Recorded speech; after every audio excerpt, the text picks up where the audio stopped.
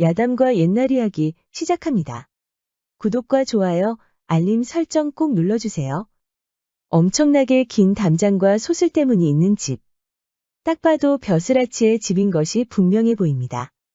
이곳에는 이웃집뿐만 아니라 멀리 떨어져 있는 주점과 시장에서도 예쁘기로 소문이 난 길순이라는 여종이 살고 있었습니다. 길순은 태어날 때부터 조판서 댁의 종으로 살았는데요.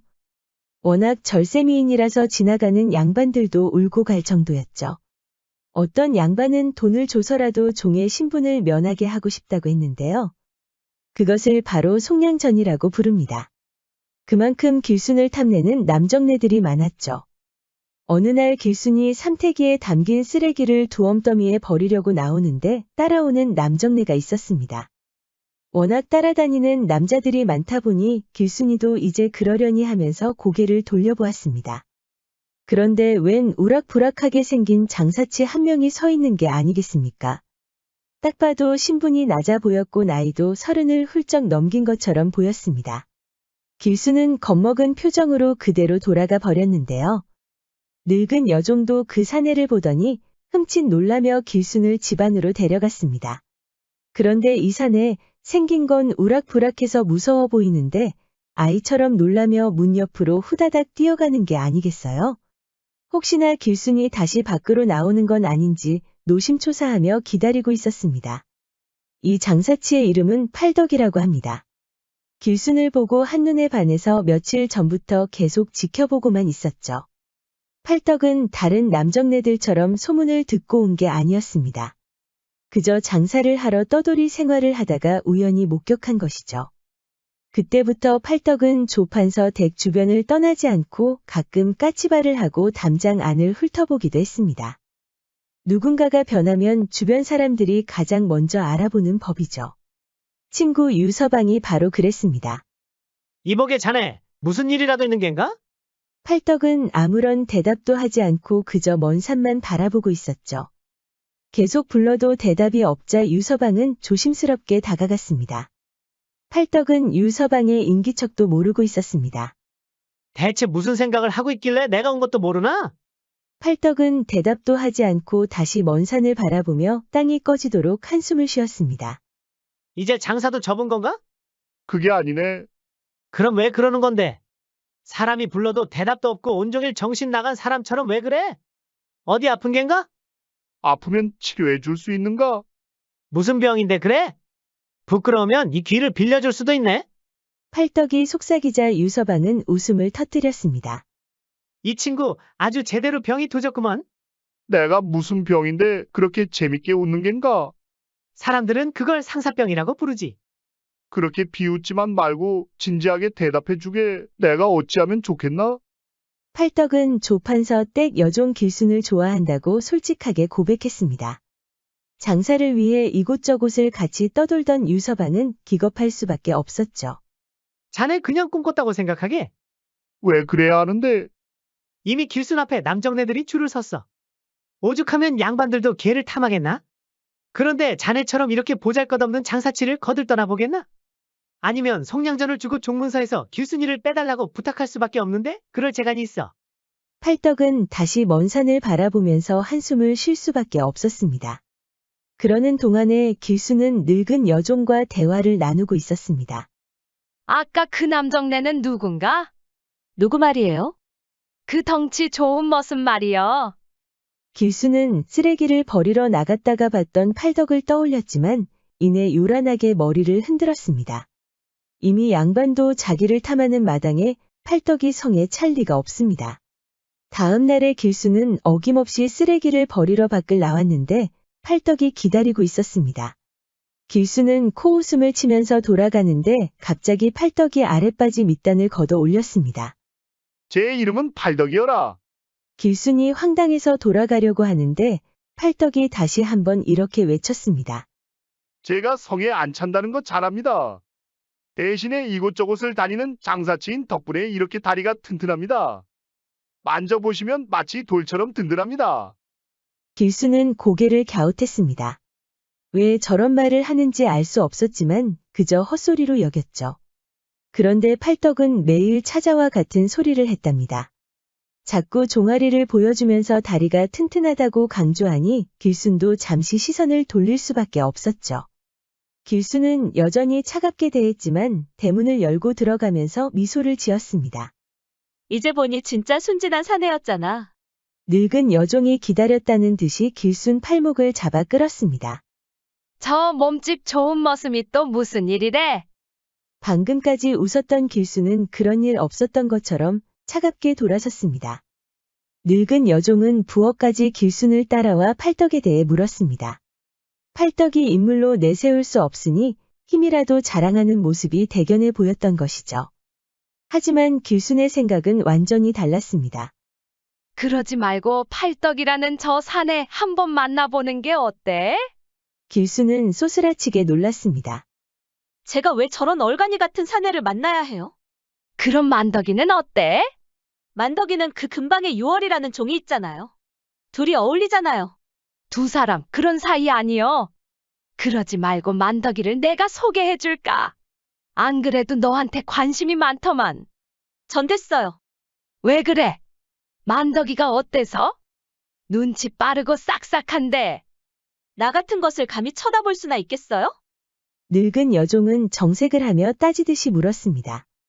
그럼 너는 어떤 남정네가 좋다는 거요? 말하면 중신이라도 설 수 있어요? 못 설 것도 없지 뭐. 그러자 길순이 천천히 입을 열었습니다. 도련님 같은 분이라면 늙은 여종은 어이가 없었습니다. 양반도 탐낸다는 말이 나올 때부터 마음에 안 들었는데 이런 실언까지 할 줄은 몰랐죠. 잘나신 도련님하고 하루만 살다 가면 한이 없겠어요. 아이고 무시라. 너 지금 제정신으로 하는 소리냐? 너 어디 가서 그런 말 함부로 하지 마라. 너 설마 모르고 하는 소리는 아니지? 모르는 소리라니요? 뭐가요? 넌 이 집의 종이여. 양반 몇 놈이 와서 관심 좀 줬다고 이렇게 해퍼지면 쓰겄냐? 올라가지 못할 나무는 아예 쳐다보지도 말라고 그렸다. 제 걱정은 하지 마세요. 놀랍게도 길순은 화를 내지도 않고 총총 부엌을 나갔습니다. 그러더니 엉덩이를 살랑살랑 흔들면서 작은 사랑 쪽으로 가는 게 아니겠어요? 늙은 여종은 깜짝 놀라서 길순을 붙잡았습니다. 너 지금 어디 가는 거요? 어디긴요? 우리 도련님 자리를 펴드려야 하잖아요. 그걸 왜 네가 하는겨? 그동안 나 아니면 홍덕이가 했구먼. 이제부터는 제가 펴드릴 거예요. 길순은 늙은 여종의 팔을 거세게 뿌리치고는 작은 사랑으로 들어갔습니다. 늙은 여종의 얼굴에는 근심이 가득했습니다. 저렇게 헛바람이 들어서 큰일 났네. 길순은 한동안 작은 사랑 안의 동정을 살피고는 작게 헛기침을 했습니다. 밖에 누가 있는가? 방문이 열리면서 김도령이 고개를 내밀었습니다. 당황한 길순은 고개를 푹 숙였죠.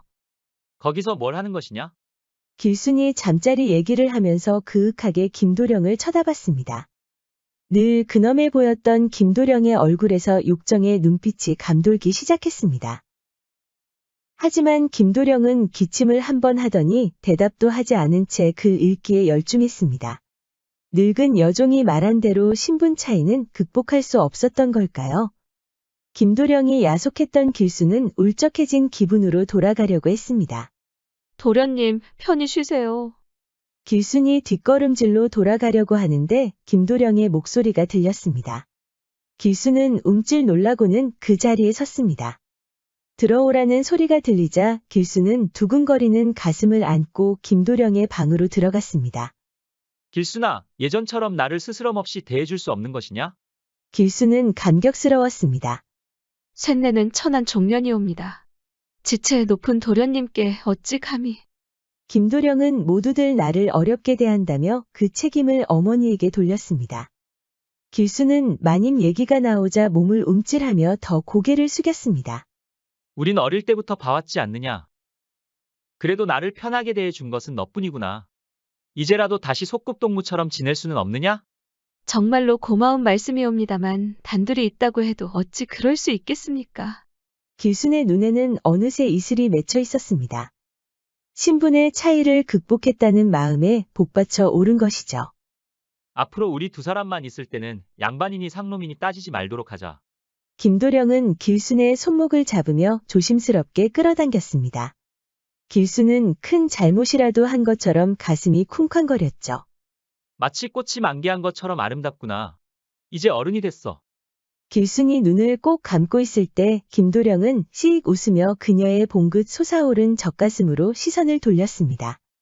김도령의 손길을 느낀 길수는 거친 숨을 몰아쉬었죠. 김도령이 괜찮다고 몇 번을 말하자 그제야 길수는 마음을 놓고 그대로 받아들였습니다. 밤새도록 두 사람은 달콤한 말을 나눴고 서서히 몸은 뜨거워졌죠. 김도령의 온기에 이어 입김이 다가오자 길수는 마치 꿈을 꾸는 듯했습니다. 그렇게 헤어진 두 사람은 밤만 되면 정자에서 만나기로 약속했습니다. 그리고 이 모습을 새로 들어온 덕순이가 목격했습니다. 덕수는 바로 조판서 부인 안방으로 향해 모든 사실을 말했습니다. 너무나 기가 막힌 조판서 부인은 벌떡 일어나 당장이라도 김도령과 길순을 요절낼 것만 같았습니다. 하지만 부인은 이내 침착하게 심호흡을 하더니 그래봐야 누워서 침 뱉기가 아니겠는가? 조판서 부인은 당장은 참았지만 도저히 용서할 수가 없었습니다. 과거 볼 날이 얼마 남지 않아 글 공부에 여념이 없어도 모자른 판에 가문의 먹칠까지 하니 말이죠. 길순과 김도령은 조판서 부인의 분노도 모른 채 혼례까지 입에 올리고 있었죠. 김도령은 양반이니 상놈이니 누가 만들었는지 모르겠다며 백년해로를 할 수 있다고 확신했습니다. 길수는 그저 김도령이 그런 말을 하는 것만으로도 고마울 따름이었습니다. 김도령은 길순의 눈에서 빛이 날 때마다 그 설익은 육체를 탐했죠. 그러던 어느 날 조판서 부인이 길순을 불렀습니다. 부인이 종을 직접 부르는 일은 그리 많지 않았기 때문에 모두가 의아했죠. 길수는 왠지 김도령과 관련이 있는 것 같아 몹시 불안했습니다. 조판서 부인은 예상외로 자상했습니다. 성난 얼굴을 여러 번 봤던 길순으로서는 적잖게 당황스러웠죠. 길순아, 요즘 들어서 더 예뻐지는구나. 이제 시집갈 때가 됐구나. 길수는 시집이라는 말이 나오자 가슴이 두근거리기 시작했습니다. 설마 김도령을 얘기하는 것은 아닌지 기대했던 것이죠. 어찌 됐든 길수는 조금이나마 마음을 놓을 수 있었습니다. 무슨 일이시옵니까, 마님? 잠깐 도련님을 봐줘야겠다. 도련님을요? 그래, 나는 곧 있을 잔치를 준비해야 해서 시장에 나가봐야 한다. 도련님이 순해서 울지도 않는단다. 편하게 볼 수 있을 게야. 길수는 환하게 웃었습니다. 마님이 불렀다고 해서 걱정부터 앞섰는데 이제야 진짜로 마음이 놓인 것이죠. 그렇게 아기 도령 옆을 지키고 있는데 갑자기 누군가가 엉덩이를 탁 하고 치는 것이었습니다. 아기 도령 외에는 아무도 없는 방이라 워낙 고요했기에 길수는 쏘스라치게 놀랐습니다. 뒤를 돌아보니 김도령이었습니다. 아기 도령의 정신이 팔려있을 때 소리 안 나게 방문을 열고 들어왔던 것이죠. 김도령은 참았던 욕정을 다시 채우기 시작했습니다. 길순을 와락 안더니 양손으로 엉덩이를 꽉 쥐었습니다. 그동안 따뜻하게 대했던 김도령이 거칠게 나오자 길순은 놀랄 수밖에 없었습니다. 아기 도령이 깨지는 않을까 걱정도 됐죠. 도련님, 여기는 곤란하옵니다. 이따 밤에 정자에서 보시지요. 참을 수가 없구나. 너만 생각하면 보고 싶어서 참을 수가 없어. 김도령은 바로 길순의 입술을 훔쳤습니다. 생각지 못한 기습에 길수는 눈이 휘둥그레졌습니다. 김도령만의 따스한 온기는 온데간데 없고 서늘한 기운이 길순의 몸을 휘감는 기분이었습니다. 길수는 정자에서 만남을 약속으로 겨우 김도령을 내보냈습니다. 조판서 부인이 도착할 때까지도 길수는 쉽게 진정할 수가 없었습니다. 아이가 보채지 않더냐. 예, 마님, 깨지도 않고 주무십니다. 돌잔치 때문에 바쁜 줄 아는 모양이구나. 이렇게 세상 모르고 자는 것을 보면. 길순이 그렇게 나가려고 하는데 조판서 부인이 불렀습니다. 길순아, 아이 옆에 있던 금두껍이 어디 있느냐? 길수는 놀라서 주변을 둘러봤습니다. 금두꺼비는 처음 듣는 소리였는데 알고 보니 금두꺼비가 첫돌을 맞는 아이의 놀이개였던 겁니다. 조판서 부인이 금두꺼비 얘기는 하지 않았지만 아이 옆에 있어야 하는 건 당연한 이치였죠. 길수는 당황했습니다.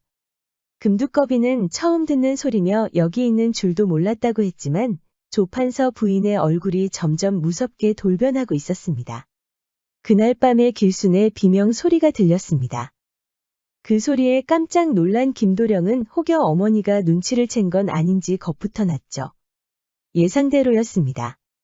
김도령은 길순이 도둑으로 몰렸는데도 전혀 나와보지도 않고 아무런 말도 하지 않았죠. 길순은 화가 났습니다. 신분 차이 극복을 운운하던 건 바로 김도령이었으니까요. 그렇게 한 해가 지났습니다.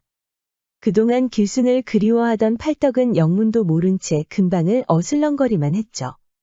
시간이 지나서 자초지종을 알게 된 팔떡은 지금까지 벌어들인 돈을 모두 모아서 송량전을 만들었답니다.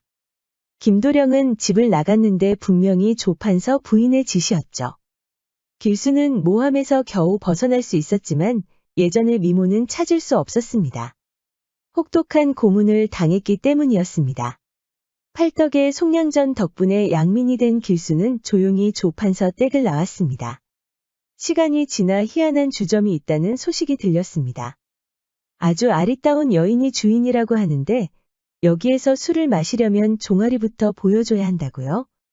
예쁜 여인이 종아리를 보고 만지기까지 한다는데 마다할 남정네들이 없었습니다. 구름대처럼 몰려든 이 주점은 얼마 가지 않아 큰돈을 굴릴 수 있었습니다. 남정네들의 종아리를 직접 보고 만지는 이 수상한 여인은 바로 길순이었습니다. 아랫바지 밑단을 올려 힘을 자랑했던 팔떡을 찾기 위한 것이었죠. 길순은 돈은 많이 벌었지만 팔떡을 찾지 못해 매일 실망만 하고 있었습니다. 그러던 어느 날 행색이 초라한 남자가 한 명 찾아왔습니다. 나리도 여인이 몸을 만진다고 하니 오셨습니까? 몸을 만진다니 무슨 말인지 모르겠구려. 그저 여기가 돈은 적게 받으면서 술과 안주를 많이 준다고 해서 온 것뿐이요. 길순은 깜짝 놀라 몸을 바로 잡더니 천천히 그 남자의 종아리를 만져보았습니다. 많이 야위셨군요. 무슨 말이요? 그것을 어찌. 남자도 익숙한 목소리에 눈을 부릅뜨고는 문틈 사이로 고개를 돌렸습니다. 수염이 덥수룩해졌지만 분명히 남자는 팔떡이었습니다.